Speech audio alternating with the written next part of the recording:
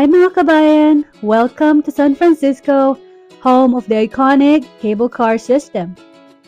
Nagsimula ito noong 1873 at naimbento ni Andrew Halliday para mas ligtas na makadaan sa matatarik na kalsada. Instead of engines, they are powered by underground cables that pull them up and down the city's steep hills. At its peak, the city had over 20 cable car lines. However, many were replaced by electric streetcars in the early 1900s. After surviving the 1906 San Francisco earthquake, only a few lines remained. Public efforts in the mid-20th century helped preserve them, and today, 3 lines still operate. Today, riding feels like stepping back in time, a perfect mix of history, culture, and experience.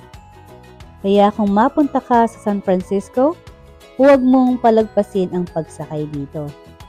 So, let's go guys! Sakay tayo! So, as you can see, para din siyang train, di ba?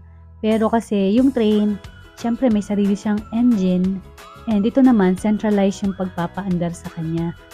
Using yung mga cable underground. And also, meron ding driver to Pero usually, yung alam nating cable car, yung ganito, di ba? Yan, cable car din naman yan, syempre. So, ayan, joyride lang muna tayo. Tapos mamaya makikita nyo kung gaano katarik yung mga kalsada. So, stay tuned. So, ito yung kalsadang pataas na dinaanan namin.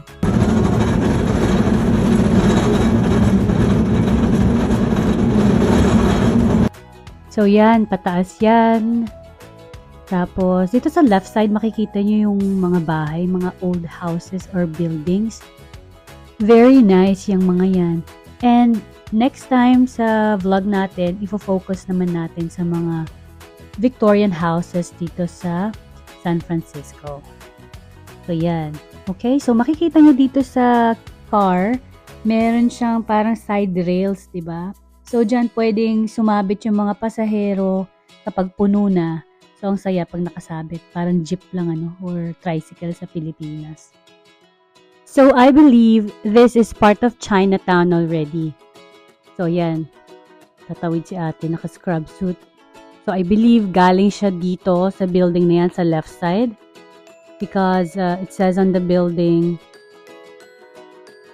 Chinatown Public Health Center. So, nakapunta kami sa parang Chinatown proper. So, parang binondo din na maraming shops ng candies and souvenirs, authentic Chinese food restaurants, and many more. Yeah, so guys, malapit na tayo sa peak ng kalsada na to. And yeah, dito na tayo. This is it! This is it! Wait for it!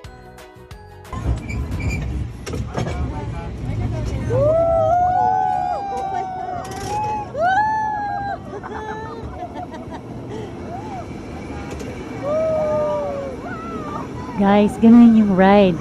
So for me, para akong sumakay ng roller coaster sa theme park. Tapos, pababa pa yan hanggang doon. By the way guys, pwede kang pumara dito sa designated stop areas. Usually sa mga intersections. Sabihan mo lang yung operator. Thank you so much mga kabayan for watching. Hope to see you on my next vlog. Please subscribe. Have a good day. Have a blessed life.